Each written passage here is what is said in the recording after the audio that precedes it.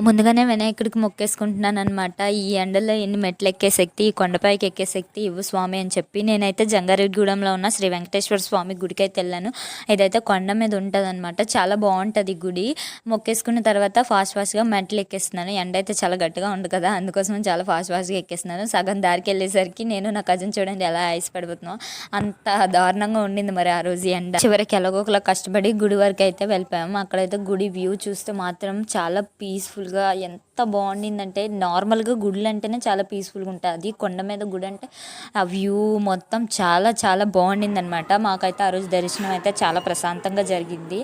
అలా కాసేపు అలా టైం స్పెండ్ చేసామనమాట గుడిలో. కాసేపు అలా టైం స్పెండ్ చేసిన తర్వాత దాని ఎదురుంగానే ఒక మిర్రర్ హౌస్ లాంటిది ఉండింది. దాన్ని ఏమంటారో తెలీదు.